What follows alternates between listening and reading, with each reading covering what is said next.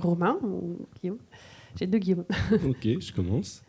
Bonjour à tous. Donc, je suis Romain Jouffre et je suis le président des Ateliers Jouffre. On est une entreprise artisanale. On est artisan tapissier installé à Villeurbanne depuis 1997. Et c'est donc mon père, Charles Jouffre, qui a créé cette société en 1987, l'année de ma naissance. On est donc artisan tapissier. On a 3 savoir-faire principaux. Le savoir-faire du tapissier en siège qui réalise des canapés, des fauteuils, des lits, des têtes de lit, des banquettes. Notre deuxième savoir-faire, c'est le métier de tapissière en décor. C'est la création de rideaux, de stores, de voilages, de parmentage de sommiers, de choses comme ça. Et enfin, notre troisième savoir-faire, c'est le métier de tapissier villier. C'est l'installation de tentures murales sur nos chantiers ou la pose de nos rideaux, des tringles, etc.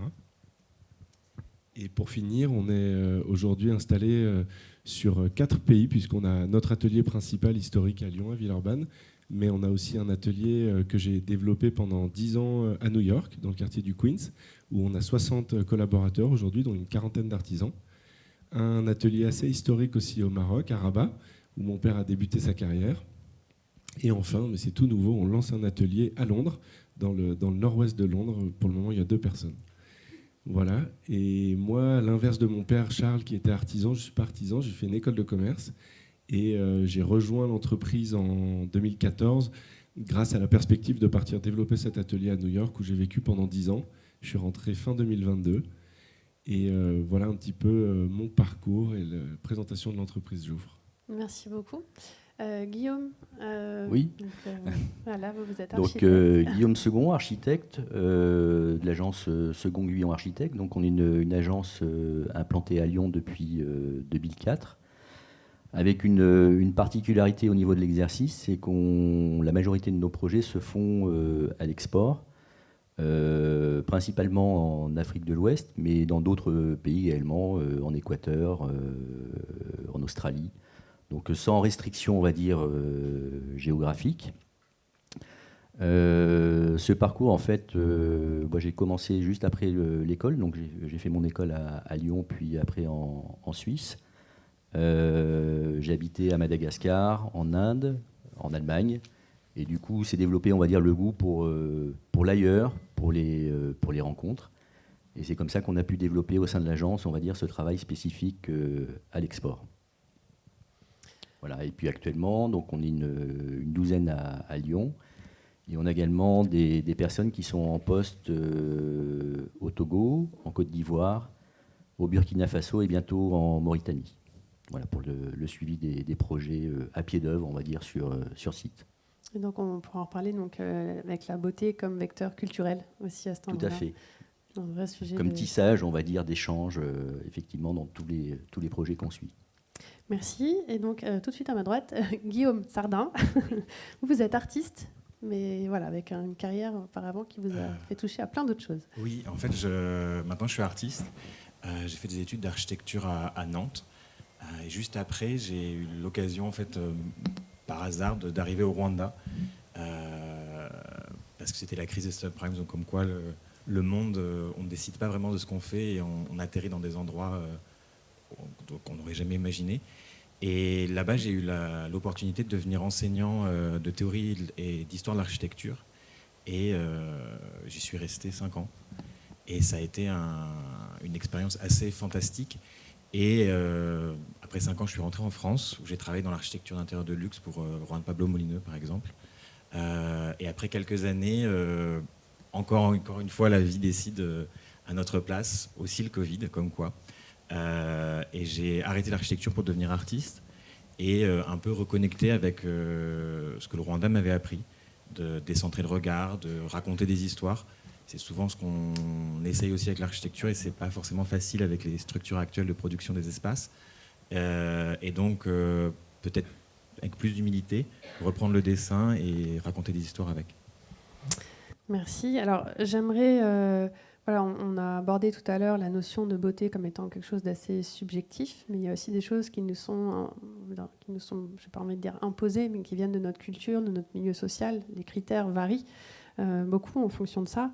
Mais est-ce que vous, à travers votre travail, vous arrivez à percevoir j'ai envie de dire, d'un sens universel de la beauté? Est-ce qu'il y a quelque chose comme ça qui en ressort? Voilà, comment ça se passe à votre échelle, dans votre façon de créer et d'interagir justement dans cet ailleurs? Je laisse la parole ouverte à qui veut commencer. Je peux peut-être commencer, on repart sur un tour. Alors moi, je ne suis pas un créatif. J'ai la chance de travailler avec des artisans et pour des créatifs, puisque la mission des ateliers Jouffre, c'est d'accompagner les esprits créatifs grâce à notre maîtrise des métiers d'art et notre capacité d'innovation. Ce qui est intéressant, je trouve, dans l'artisanat d'art, c'est qu'on le voit bien, il peut exister à plein d'endroits. On en est la preuve avec 4 ateliers différents sur 4 continents. Ce qui est intéressant, je trouve, nous on travaille beaucoup pour les architectes d'intérieur et les décorateurs, donc cette notion du beau, elle est un peu universelle. En tout cas, partout dans le monde, il y a des gens qui ont envie de s'offrir de belles choses, de vivre au milieu d'objets qui ont été créés et façonnés à la main. Et par contre, évidemment, ce qui est intéressant pour nous, Jouffre, c'est de constater évidemment les différences qu'on va avoir d'un pays à un autre dans les attentes de nos clients et dans la façon de pratiquer aussi un métier. On en a parlé dans la préparation, c'est par exemple aux États-Unis, il n'y a pas du tout de formation pour les artisans d'art. Il n'y a que des autodidactes. Alors on a des gens par exemple qui vont avoir une excellente maîtrise de la technique parce qu'ils ont travaillé le geste 1000 fois et donc ils finissent par être ultra maîtrisants dans la façon de réaliser un meuble, de réaliser un rideau. Par contre, ils n'ont pas le bagage académique. Et ça, c'est quelque chose qui, dans le développement international de Jouffre, a été très très fort. C'est qu'on a une image, évidemment, un petit peu spéciale quand on arrive dans un nouveau pays, parce que les gens nous reconnaissent, à nous, Français, une forme de maîtrise des proportions, de maîtrise des associations. Et donc, c'est ce qu'on apporte, nous, quand on arrive dans un nouveau pays, à nos artisans qui sont déjà sur place. Et que nos clients, je crois, viennent chercher quand ils viennent travailler avec notre atelier par rapport à un autre, parce qu'évidemment, on ne nous a pas attendus aux États-Unis pour réaliser de très beaux canapés en pièces uniques ou de très beaux rideaux. Et voilà, moi, c'est ça qui me parle, c'est comment, à un moment donné, dans un pays spécifique, on peut développer des savoir-faire spécifiques en France, avec le compagnonnage notamment. Et après, on va s'enrichir du savoir-faire des autres pays dans lesquels on se trouve. Et cette ouverture, vous me disiez, à bien y réfléchir, vous a aussi fait réfléchir à cette notion de raison d'être, à revenir aussi à quelque chose d'assez essentiel lorsqu'on porte une maison avec l'historique qu'est le vôtre. Est-ce que ça, du coup, ça a été un vecteur, justement, pour travailler autour de cette notion de beauté? Oui, tout à fait. En fait, il y a 6-7 ans, on a travaillé chez Jouffre justement notre raison d'être, que j'ai partagé avec vous il y a quelques minutes. Et en fait, un peu récemment, on s'est dit, mais pourquoi on fait tout ça ? Pourquoi on se lève le matin pour aller faire le métier qu'on a ? Moi, c'est plutôt de la gestion, du management, mais mes collaborateurs, c'est de l'artisanat. Qu'est-ce qui les motive à travailler chez Jouffre, dans une entreprise qui fait des produits plutôt très haut de gamme, jamais en série quasiment, mais qu'est-ce qui motive d'autres à travailler dans une entreprise qui va travailler peut-être de manière plus industrielle sur des produits récurrents ? Et donc on a fait un travail collaboratif avec nos collaborateurs pour se dire mais c'est pourquoi on fait ça chez Jouffre ? Pourquoi notre mission, c'est d'accompagner les esprits créatifs ? Et effectivement, ce travail collaboratif qu'on a mené à une quinzaine, il a abouti vers cette notion de beauté. En fait, ce qui motive les collaborateurs chez Jouffre, et notamment les artisans, c'est de créer quelque chose qui les dépasse un petit peu, qui va durer et qui relève de la beauté. Alors évidemment, c'est très personnel et très subjectif, mais en tout cas, c'est ce qui les anime. Et vous me parliez aussi de quand vous allez à New York travailler pour des clients qui vous font appel, vous avez aussi des interactions qui vous permettent d'interroger la manière dont les gens vont utiliser le fruit de votre artisanat. Est-ce qu'on peut parler de ce propriétaire dont vous me parliez à Rhode Island ? Ouais, tout à fait. Est-ce que je trouve ça intéressant ? Oui, c'est intéressant. Alors là aussi, bien sûr, chez nos clients, il y a cette notion de pérennité. À quoi ça va servir tout ça ? Est-ce que c'est juste beau pour un instant ? On en a parlé un petit peu ce matin. Le client auquel vous faites référence, par exemple, c'est quelqu'un qui nous confie dans le Rhode Island un projet de rénovation d'une maison gigantesque et qui dépense des sommes qui pourraient nous paraître un petit peu dingues pour une résidence particulière. Mais j'ai appris cet été, en visitant le chantier à la fin avec les deux architectes français d'ailleurs qui ont travaillé sur cette rénovation, qu'en fait son objectif c'était de créer un musée en fait, à la fin de sa vie. Donc voilà, il est déjà dans la presse, c'est un monsieur qui n'est pas si âgé que ça, parce qu'il a à peine 70 ans. Mais voilà, il se dit, je fais ce lieu-là dans lequel je vais faire appel aux meilleurs artisans d'art français et internationaux, et je vais en profiter un certain temps. Mais une fois que je partirai, ce sera un lieu qui pourra être ouvert au public et dans lequel les gens pourront venir apprécier des œuvres d'art, bien sûr, qu'il a pu collectionner, mais également des objets et des réalisations qui ont été faites par des artisans d'art, des artisans et toutes les personnes qui ont pris part à ce projet-là. Et toujours à New York, on y reste un petit peu. Vous racontiez aussi que dans vos ateliers, il y avait combien de nationalités différentes parmi les personnes qui travaillent pour vous? Ouais, c'est vraiment New York. C'est ultra cosmopolite. On a 17 nationalités aux ateliers Jouffre. Alors, il y en a beaucoup qui sont devenus américains, bien sûr, ou qui ont des cartes vertes qui sont là depuis longtemps, mais on a 17 pays d'origine différentes. Donc avec aussi des cultures et peut-être une approche différente. Est-ce que vous avez eu l'occasion d'en parler toutes et tous ensemble? On essaye parfois de créer des moments d'échange autour de ça. Ce qui est sûr, c'est qu'il y a de la singularité dans chacune de ces cultures, des façons d'exercer leur métier aussi qui est bien différente. On en a parlé encore une fois tout à l'heure. Par exemple, nous les Français, on a une approche très académique de ce métier de tapissier, ce qui a pas trop plu d'ailleurs à mon père au départ. Lui, il n'a pas fini son tour de France avec les compagnons parce que je pense qu'il avait besoin d'un cadre un petit peu plus ouvert. Mais effectivement, c'est certain que chaque pays a une approche très très différente de cette notion du beau et de cette notion, enfin, de sa façon d'approcher l'artisanat. Certains l'approchent d'un point de vue très technique, d'autres d'un point de vue très théorique, d'autres d'un point de vue plus artistique. Voilà, c'est plus libre. Et donc effectivement, c'est intéressant de se mettre autour de la table parfois et de parler un petit peu de tout ça.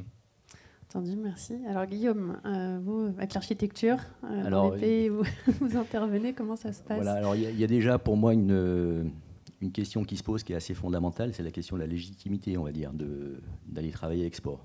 Hein, ça, c'est un vrai sujet. Un vrai sujet. Donc, qu'est-ce que nous, on peut apporter quand on va là-bas? Il y a déjà quelque chose qui est intéressant, c'est dans le voyage, en fait, on coupe complètement du monde de l'agence quand on se déplace, donc on reste une semaine, donc on donne du temps au projet. Et ça, on n'a plus l'habitude de donner du temps. Donc il y a une vraie qualité dans le temps qu'on va passer sur place. Et ce temps, on va le passer en fait dans ce que tu disais, décentrer le regard, on va dire apporter un regard neuf. Et je pense que c'est ça qui est absolument essentiel quand on intervient sur des sites, c'est de pouvoir en tirer toute la qualité, toute la substance, et de pouvoir faire ressortir, on va dire, cette beauté à travers ce qui préexiste.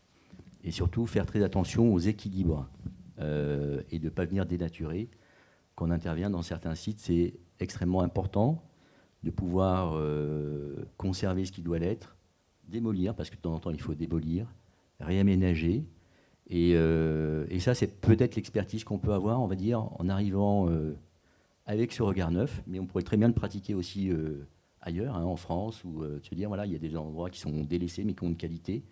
Qu'est-ce qu'on va faire? Qu'est-ce qui donne lieu à projet dans l'endroit dans lequel on va intervenir? Donc ça, c'est extrêmement important et je pense que c'est ça qu'on peut apporter.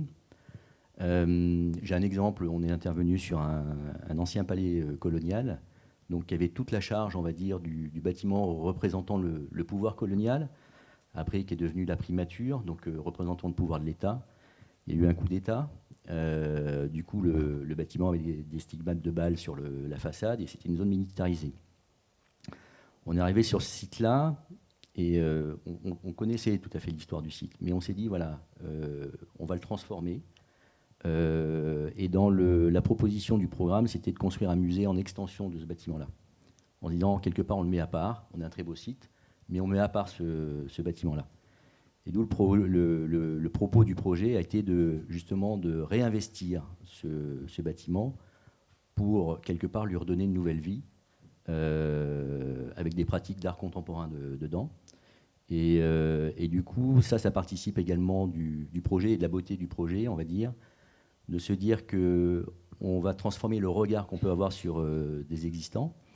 Et ça, on l'a fait également grâce à des artisans. Donc, quand on va voir un site, donc on essaye de repérer la qualité des existants, mais on va surtout aussi repérer la qualité des artisans avec lesquels on va travailler, la qualité des matériaux qui sont disponibles sur place. On essaye d'importer le moins possible. Donc, Et ça, c'est aussi grâce à une expertise technique qu'on peut avoir et qui est un échange aussi avec les artisans qui, eux, vont nous apprendre également beaucoup de choses sur leur métier.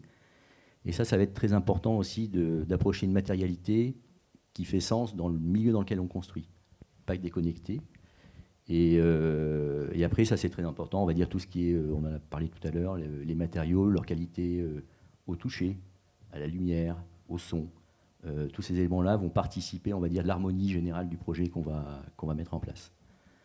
Donc ce que vous dites, c'est que votre regard neuf n'est pas là pour imposer quelque chose, mais pour faire une œuvre commune qui se compose de tout ce que c'est l'on peut trouver ça. localement. Exactement ça. Voilà. Et puis après, on en discutait. Il y a la beauté aussi pour moi de la relation humaine justement dans ces échanges. Et toujours dans ce rapport au temps, en fait, c'est la qualité des échanges qu'on peut avoir parce qu'on a le temps de les avoir. Et ça, c'est très, très important. Voilà. Et malheureusement, on a aussi une pratique en France et on n'arrive pas à se situer dans ce temps de l'échange. Et en fait, qui ne demande pas plus de temps à la fin parce que voilà, si on a passé le temps d'expliquer les choses et de bien les concevoir, ça ne demande pas plus de temps après Oui, de les mettre en place.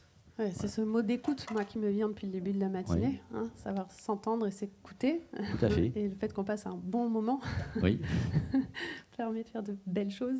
Donc la beauté de la relation humaine et finalement de ce que l'on apprend aussi en allant là-bas. Exactement. Voilà, c'est ce que je dis à chaque fois. Nous, on prend énormément de choses. Alors ce que j'aimerais bien aujourd'hui, c'est de pouvoir réintroduire ce que j'ai appris dans ces pays-là, dans nos projets en France. Mais on est dans un contexte, on va dire, qui est très différent, avec une maîtrise d'ouvrage qui est très différente.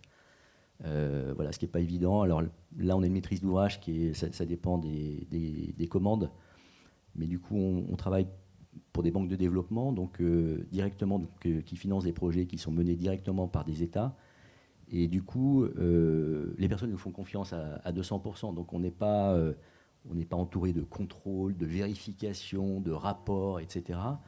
C'est-à-dire qu'on a une relation très directe à la maîtrise d'ouvrage. Et du coup, on est très efficient à ce niveau-là. Voilà. Et on ne perd pas la ligne du projet. Donc ça, c'est important. Avec tout un tas d'apprentissages à faire aussi, j'imagine, au regard des enjeux qu'on a devant nous. Merci. Guillaume Sardin, maintenant. Alors, même question par rapport justement à tout ce travail mené au Rwanda. Et maintenant en tant qu'artiste aussi, comment est-ce que vous abordez ces questions de beauté et de transmission culturelle ou d'échange interculturel? C'est assez vaste. Et il y a aussi la question de la beauté universelle qui a été un peu imposée par l'Occident pendant des années. Complètement. Et on le ressent beaucoup quand moi, mes étudiants au Rwanda avaient une déconnexion vis-à-vis de même juste leurs grands-parents, en fait, avec des rejets de valeurs et de manières d'habiter. Et c'est pour ça que je trouve que l'art, quand on raconte des histoires, permet d'une manière plus fluide et plus douce de retisser finalement des liens, pas forcément dans une vision d'une histoire patriotique qui n'est pas utile, mais dans le sens de reconnecter, de reparler, de regarder un peu en arrière pour aller en avant. Il y avait une très belle émission sur France Inter il y a quelques années sur les épaules de Darwin, sur les épaules des géants. Et finalement, tous les gens qui nous composent, en fait, sont un peu les géants sur lesquels on se repose. Et là, je vais vous montrer quelques exemples de ce que j'ai fait pour un peu illustrer. Et il y a aussi cette question de qui regarde et qui parle. Et de plus en plus, j'accepte ce regard de finalement biaisé. On est tous une membrane qui regarde et on a tous un biais culturel, historique, sur ce qui nous entoure. Et du coup, la question du beau est aussi une question de point de vue. Et donc, elle va être diverse. Donc, j'accepte mon regard de français d'une trentaine d'années, avec une éducation assez classique, mais qui va accepter ce divers. Donc là, c'est par exemple ma dernière exposition qui était à Paris. Toujours finalement dans ce mélange, dans cette mélange des points de vue. Et là, c'était finalement un passé qui n'est jamais advenu. Cléopâtre gagne à Axiom et l'Empire romain devient égyptien. Donc c'est finalement voir comment finalement ce mélange des cultures, si on change qui est le vainqueur, finalement change qui nous sommes. Donc là, c'est des exemples de sculptures sur bois peintes avec finalement ce déploiement d'un vocabulaire qui n'a jamais existé, qui est finalement cette Rome égyptienne. Ça peut être aussi des collaborations avec des marques, par exemple avec Ruinart, toujours dans la narration. une petite étiquette, vraiment 3 cm, et raconter tout leur projet sur la biodiversité à travers, un peu comme les primitifs italiens, tout est signifiant, tout est symbole. Et là, sur un dessin assez naïf, on a tout le projet de biodiversité de Ruinart avec toutes les espèces qu'on peut retrouver dans leur projet de reboisement. À côté, un projet au Rwanda en janvier, toujours sur l'histoire et comment on regarde l'histoire. Et là, c'est autour d'une femme au XVIIIe siècle qui s'est opposée au pouvoir royal et qui, comme beaucoup de femmes de pouvoir, a été transformée en sorcière par les poètes de la cour du Rwanda.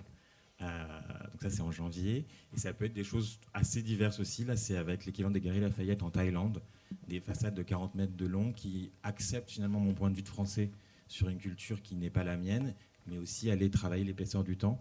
Et là, c'est un mélange entre la tradition française du dessin, inspirée par les maîtres du 18e, du 17e, et toute la culture picturale thaïlandaise autour d'un conte, qui est le conte de Sangtong, un conte assez rigolo. Voilà. Il y a une question qui me vient, c'est comment le travail d'artiste permet de considérer la beauté. Est-ce que c'est différent de quand vous étiez avant plus dans l'architecture enfin, voilà. Est-ce que ça a été d'ailleurs un motif pour basculer dans une autre type d'approche?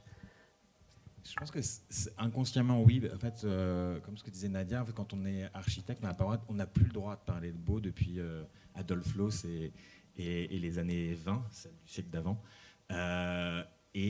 Bizarrement, ce cheminement inconscient vers le dessin et la peinture m'a permis de reconvoquer des choses que j'avais appris à l'école d'architecture, des cours de philosophie, des cours d'histoire de l'art, et finalement faire ce pas de côté qui permet d'esquiver le problème de l'architecture, qui est un problème très vaste parce qu'il y a des questions de normes, des questions de budget, des complexités de production d'espace.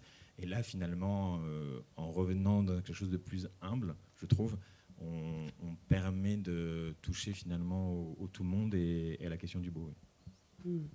Et du coup, tous les trois, peut-être, est-ce qu'il y a des pratiques esthétiques ou, qui permettent de cultiver une identité quand on travaille comme ça à l'international, avec d'autres cultures, est-ce qu'il y a des approches ou des façons de faire, ou est-ce que c'est vraiment dans cet apprentissage? Je ne sais pas, hein, c'est dans le fruit de votre expérience. C'est vrai qu'on n'a peut-être pas le temps de réfléchir ou de penser ça, mais comment ça se traduit, en fait, tout simplement? Alors moi, je dirais que l'identité, c'est dans la manière de faire. Voilà. Donc c'est pas à travers l'esthétique d'un projet ou quoi que ce soit, c'est dans la manière d'intervenir.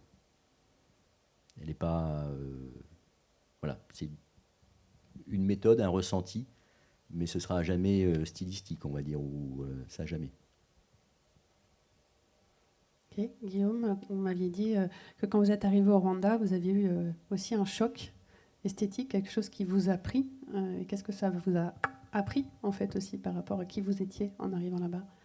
C'était assez personnel, mais c'est finalement se rendre compte que 24 ans dans un pays, en France, en Europe, et c'est la question de la bulle, en fait, c'est se rendre compte que le monde est, c'est peut-être très bête à dire, mais le monde est vaste et très divers, et une confrontation à une culture qui gérait finalement le passé, l'histoire, l'esthétique d'une manière totalement différente. Le Rwanda, par exemple, comme le Burundi et certaines parties de l'Ouganda, ont une relation avec le végétal pour raconter l'histoire. C'est-à-dire que ce sont des arbres qui vont raconter le passage d'un conte, d'un roi, ou même d'une bataille. Et ce choc a été très fécond. Ça a un peu chamboulé tout ce que j'avais appris de par mes parents, de par aussi l'éducation en France. Et c'est une chance, en fait, ce choc. Ouais. Alors du coup, ça m'amène à une question que Thomas évoquait en début de matinée, mais on est dans un monde qui semble se replier à certains égards. Il y a des frontières qui s'érigent ou des murs qui s'érigent. On a l'impression que ça se ferme un peu de partout. Comment est-ce qu'on peut cultiver la relation à l'autre par ce sens de la beauté ou de qui on est, et comment est-ce qu'on transmet ça aujourd'hui? Est-ce que ça, c'est quelque chose qui doit vous travailler un peu au quotidien, j'imagine? Moi, ça m'évoque quelque chose que tu dis. Pour nous, encore une fois, alors, notre rapport à la beauté, il est un peu particulier parce qu'on est artisan et on a vraiment à cœur de se mettre au service des créatifs. Donc, on essaie de ne pas trop porter de jugement sur les pièces qu'on a la chance de réaliser. Par contre, d'un point de vue de ces barrières qui s'érigent, etc., je crois que moi, quand j'ai rejoint l'entreprise de mon père en 2014, avec mes collaborateurs, on s'est rendu compte que quelque chose qui nous animait très fort, c'était de faire vivre ce savoir-faire à différents endroits du monde.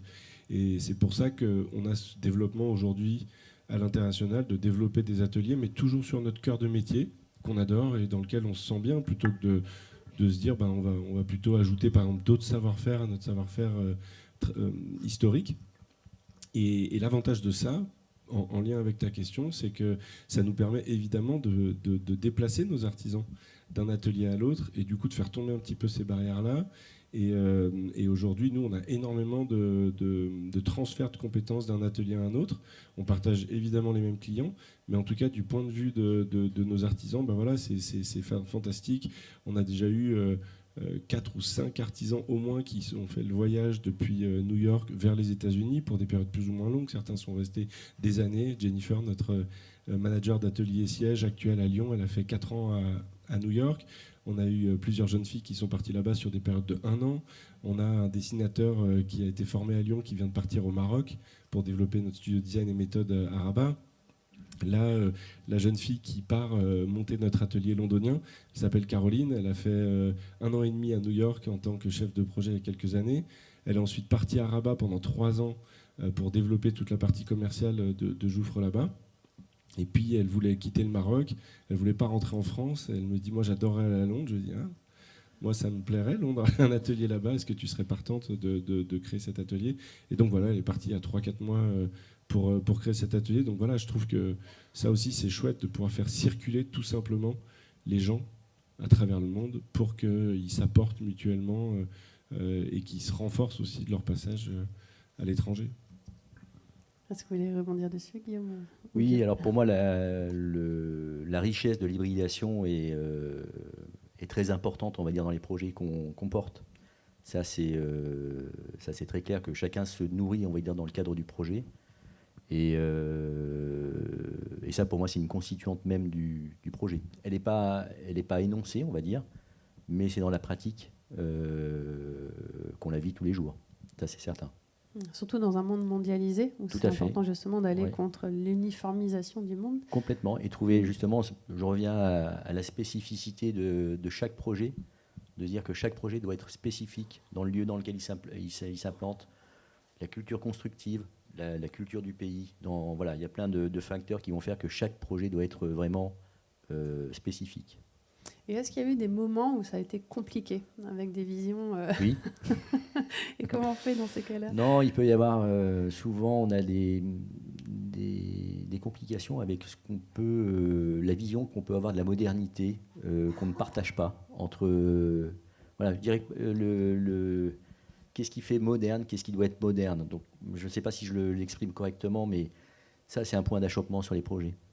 Ça, voilà. Donc, de savoir ce qui est juste, entre guillemets. Alors, on n'est pas là pour dicter ce qui est juste ou pas, mais ce qui nous paraît convenir à l'instant T. Et est-ce que c'est moderne, est-ce que c'est pas moderne? Moi, voilà, de s'échapper de cette question-là pour dire, voilà, c'est ni moderne ni pas moderne, mais c'est juste. Et pourquoi c'est juste? Donc, il y a beaucoup d'échanges, on va dire, de pédagogie à apporter, de pédagogie, d'échanges, on va dire, sur ces sujets-là. Et qui vont être des sujets qui vont être liés aussi beaucoup à l'usage, par exemple. Ça va être, voilà. Au-delà de la question de la représentation esthétique, il va y avoir les questions d'usage également, qui vont rentrer en ligne de compte. D'accord, donc est-ce que des fois on apprend à renoncer aussi, peut-être pas faire ce qu'on avait envie de... Rarement. Ah. En tout cas. Pardon. Non, ça va dépendre des contextes. Ça va dépendre des contextes. Mais il y a des projets, non, là, c'est long, mais voilà, il faut être obstiné, persévérant, résilient, et ça demande énormément d'énergie. Guillaume, est-ce que ça vous inspire quelque chose? Oui, parce qu'en fait, c'est toujours la question du point de vue, je trouve. En fait, comme la beauté est un point de vue, et aussi le regard qu'on a finalement sur l'évolution de la beauté, si on descend encore le regard, on se rend compte que tout a été hybridé de tout temps et que notre vision très linéaire, on pourrait même dire patrilinéaire de finalement l'évolution de la beauté, est totalement caduque avec les récentes découvertes. Et c'est encore finalement en tant qu'acteur de l'architecture, du design, se renseigner sur l'évolution finalement de l'histoire de l'anthropologie, les dernières découvertes. Des choses assez géniales de se dire que finalement la sculpture grecque descend de la sculpture égyptienne, qu'on a trouvé des pièces romaines en Asie, qu'on a trouvé des pièces... en fait, on a toujours hybridé, on a toujours échangé, et c'est ça qui fait qu'on est maintenant là en train de parler de la beauté, parce que voilà, la beauté est un échange et un dialogue aussi. Alors, est-ce qu'il y a des questions dans la salle que vous aimeriez poser à nos 3 intervenants ? N'hésitez pas. On a abordé différentes dimensions. Justement, est-ce que vous avez eu vous-même des expériences comme ça de transmission par la beauté, culturellement, des situations que vous pourriez nous partager, même dans vos pratiques professionnelles, hein, on peut en parler. Comment ? C'est le sujet d'après. Oui, on va y aller. Mais je laisse un peu la parole à la salle. Oui, Laure ? Alors. Merci, Guillaume. Pierre Lemarquis, dans un de ses livres, m'a fait découvrir quelque chose au niveau culturel.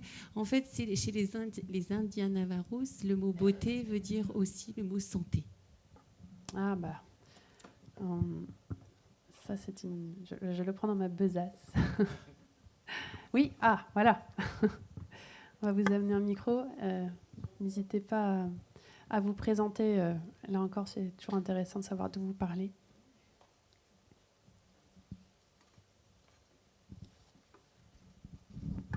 J'avais une question pour Monsieur Ségon. Est-ce que vos équipes qui sont basées en Afrique, ça leur arrive de dessiner des choses pour la France ? Est-ce qu'il y a un échange comme ça entre... ou est-ce que c'est France-Afrique ou que dans ce sens-là ?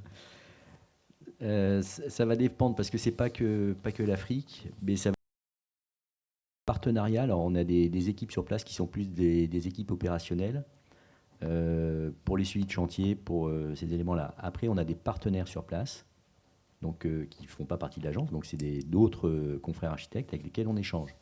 Donc oui, et surtout, alors on les intègre dès le démarrage, on va dire, du projet, hein, dès le concours. Et pour moi, voilà, c'est un projet qu'on fait à 2. Alors, dans chaque équipe, c'est toujours la même chose. Il faut qu'il y ait quelqu'un qui pilote, on va dire, le projet. Donc, on se nourrit de tous les éléments qu'on peut recevoir, effectivement, de nos partenaires. Souvent, on développe 2 ou 3 projets en phase concours. Et c'est vraiment, on va dire, dans l'échange qu'on va choisir la bonne direction. Ou on va hybrider aussi des projets. On va dire, celui-là, voilà, le parti, par exemple, sur la question du paysage et autres est très intéressante. Celle-là, au niveau constructif, on va essayer d'en faire un projet.